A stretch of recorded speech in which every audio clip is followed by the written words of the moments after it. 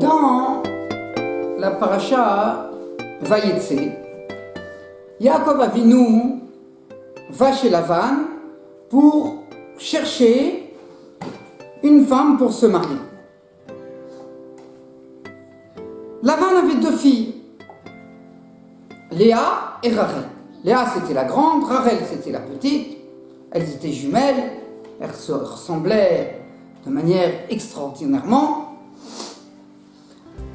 Après que Yaakov Avinu ait travaillé 7 ans qui était la condition pour pouvoir épouser, se marier avec Rachel, alors Yaakov Avinu dit à Lavan, voilà, j'ai fini les 7 ans, j'ai fini la condition à laquelle je m'étais engagé, maintenant, donne-moi ta fille Rachel. Lavan a organisé un festin avec les gens de l'endroit et au moment de la roupa, il a introduit à la place de sa fille Rachel, Léa. Ils ont fait le festin. Léa est passée la nuit et au matin, voilà, Yaakov Avinu s'aperçoit que c'est Léa. Il dit, qu'est-ce que tu m'as fait?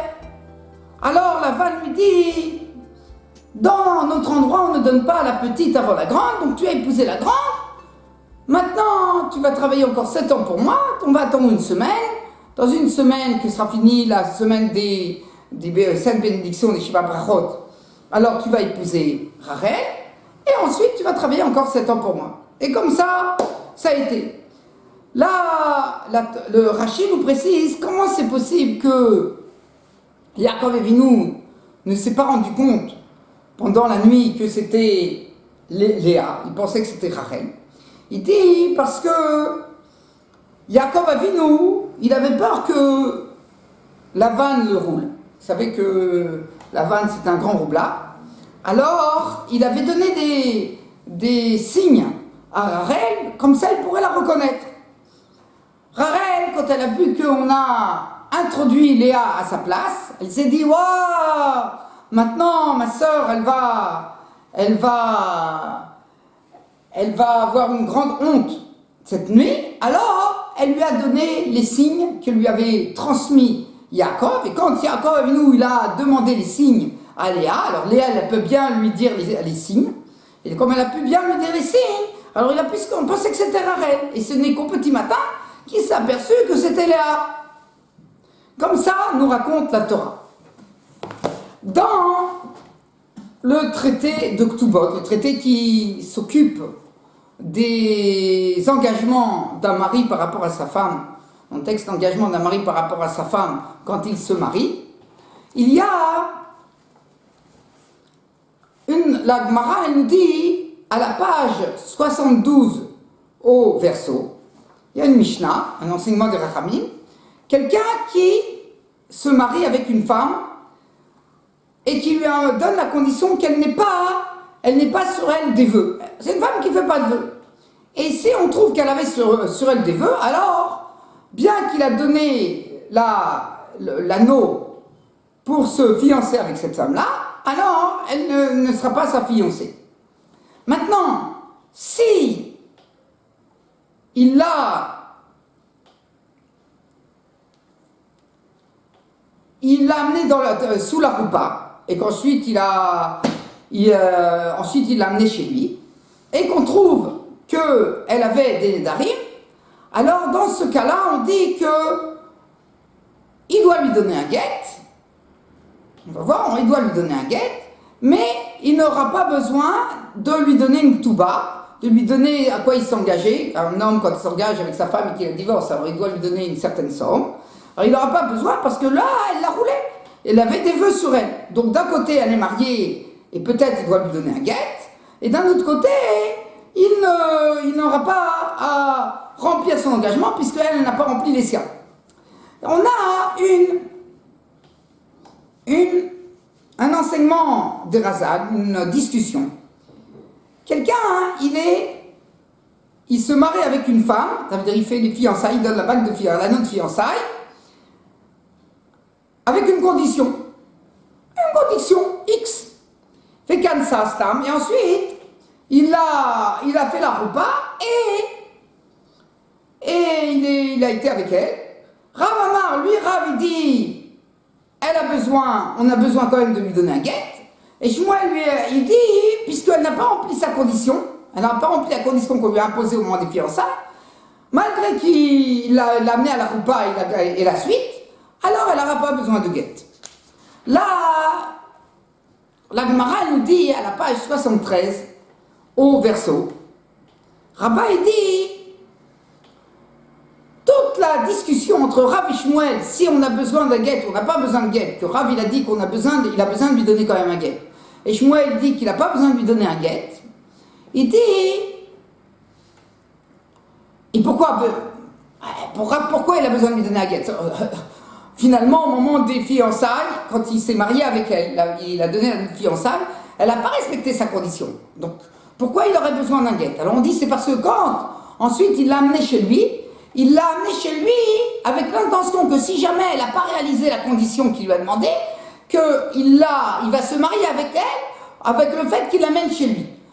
Donc, mais malgré tout, quand il l'amène chez lui, d'un côté il se dit, j'ai pas envie de faire comme si j'amène n'importe quelle fille chez moi, et que ça c'est comme s'il allait avec une femme d'une mauvaise vie, et c'est pas bien, on peut pas être avec une femme chez soi et elle est pas sa femme. Donc, quand il l'amène chez soi, il fait que ça soit un acte de mariage, le fait de l'amener chez lui, et d'un autre côté, il n'a pas l'intention qu'avec cet acte de mariage qu'il amène chez lui, elle reçoive une touba. Parce que la touba, ce n'est qu'à condition qu'elle ait rempli ces conditions qu'il lui avait imposées au moment des fiançailles, quand il lui a donné la bague de mariage. Alors Rabba a dit que tout ce qu'il a dit, que quand il amène chez lui, il se marie avec elle, c'est à l'intention de se marier avec elle, il dit que c'est que quand c'est comme deux femmes. Mais si c'est une femme qui ressemble à deux femmes, et si c'est une femme toute seule, qui ne ressemble pas à deux femmes, on va voir qu'est-ce que ça veut dire, alors tout le monde est d'accord, aussi bien Rav que Shmuel, qu'elle n'aura pas besoin de guet. Rachid nous explique c'est quoi une femme qui ressemble à deux femmes. Il dit, c'est qu'il s'est marié avec elle avec l'anneau de mariage, et ensuite il a divorcé des Hiroussin. Ça veut dire des fiançailles, du mariage qui n'est pas la roupa, c'est le mariage qui n'est qu'avec la bague, parce que dans l'acte de mariage, il y a deux étapes. La première étape, c'est la bague de mariage, ça s'appelle des Hiroussin, on va dire, elle est fiancée, on va dire comme ça, pour avoir un terme, etc. Et ensuite, il l'a fait rentrer sur la roupa, on va dire, elle est vraiment mariée. Alors, c'est dans une femme comme ça qu'il a divorcé entre-temps, et qu'ensuite il l'a répousée avec la roupa, qu'on dit que Rav a besoin de guet. Pourquoi? Parce que ça ressemble comme s'il avait épousé une autre femme. Et comme au moment où il l'a amené sous la roupa, il n'a pas reprécisé que c'était sous la première condition qu'il avait donnée avant le premier divorce, donc peut-être qu'il ne voulait pas cette condition. Donc puisque il ne voulait pas cette condition, donc au moment où il l'a amené chez lui, c'est sûr qu'il s'est marié sans condition. Donc c'est pour ça qu'il aura besoin d'un guet. Et Shmuel, il dit que non, puisqu'au moment où il s'était marié la première fois avec elle, il lui avait dit qu'il lui avait donné une certaine condition, malgré qu'il a divorcé, et que maintenant il l'a reprise, et qu'il l'a amené chez lui, c'est sûr qu'il est resté sur sa première idée que c'était que seulement si elle respecte la condition qu'il lui avait donnée au préalable. Et si elle ne la respecte pas, alors c'est pas sa femme. Maintenant, si c'est une seule femme, Isha Greta, alors c'est sûr que même pour Rav, quand il l'a amené, c'était avec sur cette condition qu'il lui avait donnée au mariage. Donc elle n'a pas besoin de guet. On ne va pas dire que quand il l'a amené chez lui, il a eu l'intention au moment où il l'a amené chez lui que si jamais elle n'a pas respecté sa condition, alors il se marie, il va faire un acte de mariage avec elle, avec le fait qu'il la rentre chez lui à la maison. Donc voilà. Donc elle est selon Rabat, dans un cas pareil, que par exemple dans nos mariages à nous, que tout de suite on marie se marie sous la roupa, on fait les kiddushin, les fiançailles et la roupa en même temps, et le mariage en même temps. Alors, donc il n'y a pas eu de divorce et qu'il a imposé une condition, alors dans un cas pareil, alors même Rav, il pense qu'on n'a pas besoin de guette si elle l'a trompé. Maintenant, la Gemara, elle rapporte un autre avis, elle rapporte l'avis de Rabbi Lazare, que si, c'est dans la page 74 au recto, que si, aussi bien que quand il a donné un anneau qui ne valait pas une prouta, un anneau, c'était un anneau en toc, il ne valait rien du tout, ou bien il s'est marié en lui imposant une condition, ou bien il s'est marié avec un emprunt, il lui a dit, avec cet emprunt que tu me dois, j'enlève cet emprunt, je suis Morel, et donc grâce au fait que j'enlève cet emprunt, c'est comme si je t'avais donné de l'argent, et donc je me marie grâce à ça avec toi. Alors on dit qu'ensuite il l'a amené chez lui, alors elle aura besoin d'un guet. Pourquoi? Parce que dans tous ces cas-là, Rabbi Lazare il pense qu'un homme comme il a un doute, que Shavuot Prouta tout le monde sait, et les autres cas il a un doute qu'elle n'a pas respecté ses conditions, ou bien que ça ne marche pas, alors dans ce cas-là, quand il l'a amené à la maison, alors il a eu l'intention que le fait qu'il l'amène à la maison, ça sera ça le mariage. Et donc il va lui donner le guet. Rabbi Ami dit non, seulement dans Shavuot Prouta. Si la pièce c'était du toc, ça il sait qu'une pièce du toc ça fait pas un mariage. Donc dans ce cas-là, c'est sûr qu'il sait que c'était pas sa femme. Et donc quand il l'a amené à la maison, il a pas voulu faire que ça soit comme s'il avait une relation avec une femme de mauvaise vie. Et donc par cet acte qu'il l'a amené à la maison, il s'est marié avec elle. Il a fait un acte de mariage par ce fait qu'il l'amène à la maison. Ça marche. Maintenant, il dit, mais par contre, dans le cas de la condition, il se dit comme ça. Il se dit, attends, je lui ai donné une condition et elle vient avec moi à la maison. C'est sûr que c'est qu'elle sait qu'elle respecte cette condition. Elle n'est pas en train de me tromper. Elle n'est pas en train de me rouler. Donc il n'a pas pensé. Il dit, donc c'est déjà ma femme.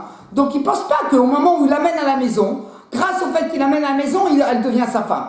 Et au petit matin, il s'aperçoit qu'elle l'a roulé, qu'elle n'a pas rempli sa condition et qu'en fait, et donc les fiançailles, quand il a donné l'anneau, c'est pas devenu sa femme, puisqu'il avait imposé à ce moment-là que si elle ne respecte pas sa condition, le fait qu'il lui donne l'anneau, c'est pas un acte de mariage. Et ensuite, quand il l'a amené à la maison, comme il pensait qu'elle respectait sa condition, donc il n'a pas pensé la marier, de faire un acte de mariage par le fait qu'il l'amène à la maison, alors dans un cas pareil, elle n'est pas mariée, et donc il n'aura pas besoin de lui donner un guet. C'est comme s'il avait été avec une femme sans mariage, oui, c'est comme s'il avait été avec une femme sans mariage, et qu'est-ce qu'on peut faire? Donc dans tous les cas, s'il veut la sortir de chez lui, il n'aura pas besoin de lui donner guet. Il n'y a rien du tout. Il n'y a pas de lien entre cet homme et cette femme. Comme ça, il nous dit le Rabbi Ami. Donc on voit qu'il y a une discussion entre Rabbi Ami et Rabbi Lazare. Ensuite, la Gemara nous rapporte un cas. Il y a eu un cas comme ça, qu'effectivement, elle l'avait roulé. Et malgré tout, Ramim, ils avaient un doute si la loi allait trancher comme Rabbi Lazare ou comme Rabbi Ami. Et donc, ils ont obligé d'avoir un guet. Mais ce guet, ça ressemble d'être un guet dans le doute. Que si la loi elle est comme Rabbi et Lazare, on oublie, pour qu'elle puisse se marier avec un autre homme, elle devra recevoir un guet du premier, de Réhouven. Il s'est marié avec Réhouven, elle a trompé Réhouven. Malgré tout, peut-être que Réhouven, quand il l'a amené à la maison, alors il s'est marié avec elle, il a fait un acte de mariage par le fait qu'il l'a amené à la maison, puisque l'acte de mariage avec l'anneau ne marchait pas, quand il a donné l'anneau ne marche pas à cause de la condition, et donc elle devra recevoir un guet. Le Rif, quand il nous rapporte une Mara, lui il rapporte une autre explication que Rachid. Rachid nous a expliqué que dans quel cas son Rav Shmuel il n'est pas marié, c'est seulement dans le cas où il aura divorcé après les fiançailles, après qu'il lui a donné l'anneau, il lui a donné déjà un guet, et après il s'est remarié avec elle en faisant seulement la roupa et l'amenant chez lui. Alors dans ce cas-là, Rav il pense qu'il a besoin d'un guet. Mais si il n'avait pas donné le divorce entre-temps, alors elle aura pas besoin de guet. C'est rien du tout, le fait qu'il l'a amené à la maison. Comme ça, il pense Rachid. Le Rif, il n'est pas d'accord. Le Rif, il dit, la différence est comme ça. Si, entre le moment où il a donné l'anneau et le moment où il l'a amené sous la roupa, il y a eu un grand laps de temps. Et au moment où il l'amenait sous la roupa, il n'a pas précisé que c'était tenu sous la condition qu'il avait donnée au moment où il a donné l'anneau. Alors peut-être qu'il a passé sa condition. Et donc, elle aura besoin d'un guet. Parce que peut-être le fait qu'il y ait eu autant de temps et qu'il n'a pas reprécisé au moment de la roupa. Mais tu sais, hein, je t'amène sous la roupa, c'est à la condition que je t'ai dit au moment où je t'ai donné l'anneau. Donc dans un cas pareil, alors elle aura besoin d'un guet selon Rav. Mais si l'acte de fiançailles où il a donné l'anneau et l'acte de la roupa, ils ont été en même temps, comme on fait aujourd'hui, on n'a pas de... tout de suite qu'on donne l'anneau, on lit la ktuba, et ensuite on lit les engagements de l'homme par rapport à sa femme, et ensuite tout de suite on fait la roupa, et on fait le festin, et ça y est, ils sont mariés. Donc ça va tout en même temps. Alors dans un cas pareil, alors aussi bien Rav que Shmuel pense que si jamais elle l'a trompé, alors comme il lui a donné la condition sous la roupa, au moment où il a donné l'anneau, c'était tout de suite sous la roupa, donc c'est comme si ça conditionnait même le fait qu'il l'amène chez lui à la maison, et donc c'est rien du tout, et donc il n'aura pas besoin de lui donner le guet. Alors, ensuite il dit qu'on n'est pas possède comme ce rabbin, mais on est possède comme Rabbi Lazare, mais on est possède, on tranche dans le doute. Ça veut dire que le Ran nous explique sur ce rif que si jamais, même on tranche comme Rabbi Lazare, mais si jamais elle n'a pas encore reçu le guet du premier mari, et elle reçoit de nouveau un anneau de mariage, par exemple de son premier mari Réhouven, il lui avait mis une condition, elle n'a pas respecté sa condition, on dit qu'elle a besoin du guet.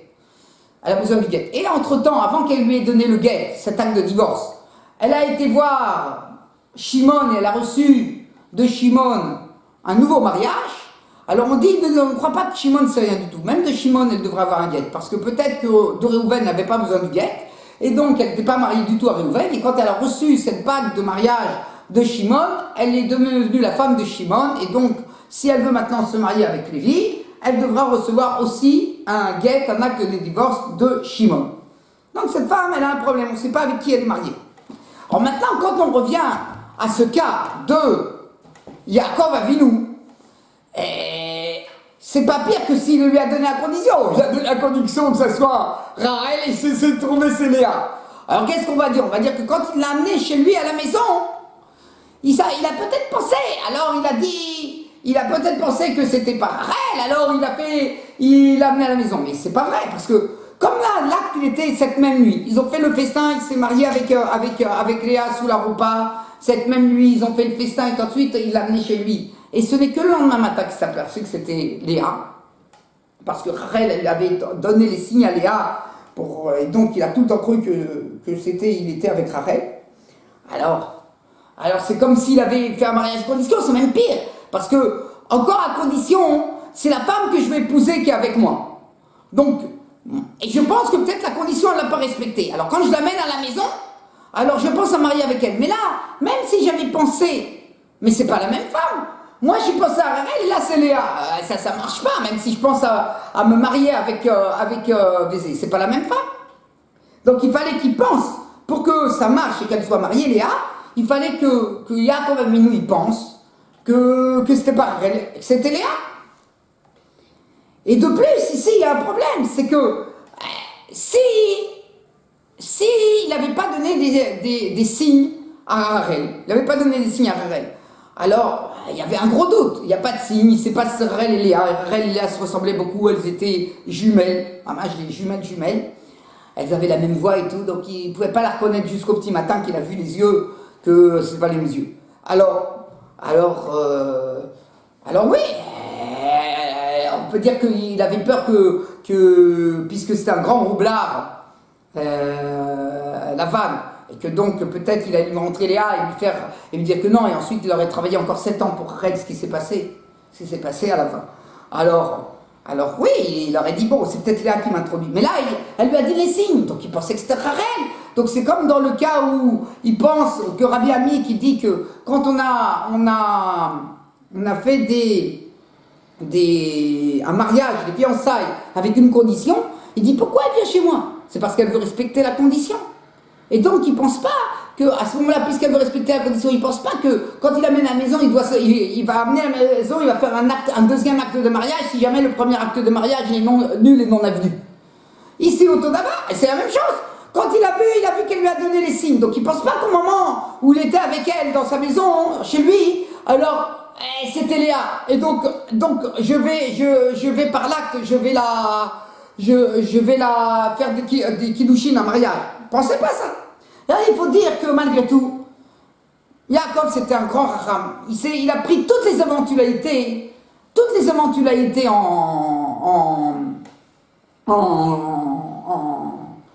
dans la tête. Il s'est dit, Lavan c'est un grand roublard. Il va introduire Léa. Rachel, c'est une grande sadéquette, elle va dire, waouh, ma soeur, elle va avoir honte si je découvre que c'est sa soeur. Et donc elle va lui donner les signes. Donc le fait que maintenant elle me donne les signes, même quand je lui pose la question, elle me donne les signes, peut-être c'est pas elle, c'est pas Rachel, c'est Léa. C'est vrai, il y a 99% de chances que c'est Rachel. C'est pas passé une chose pareille. Mais il reste encore un petit doute que c'est, malgré tout, à lui transmettre, c'est Léa. Alors, à cause de ce petit doute, Yaakov Avinu, il a préféré malgré tout qu'il refait que l'acte, ça sera des kiddushin si jamais. Et le si jamais, c'est ça qui est arrivé. Et donc malgré tout, c'était sa femme, Léa c'était sa femme, et que s'il avait voulu divorcer Léa, c'est sûr qu'il aurait dû lui donner un acte de divorce, et qu'il n'avait pas besoin de se remarier avec Léa, parce qu'il est resté avec Léa à la fin. S'il avait besoin de se remarier avec Léa, ça veut dire qu'il y a Yaakov Avinu, il y a eu un acte. Cet acte-là, c'était une avéra.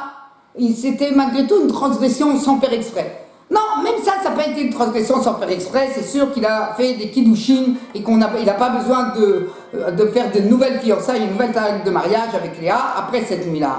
Shabbat Shalom Mevorach.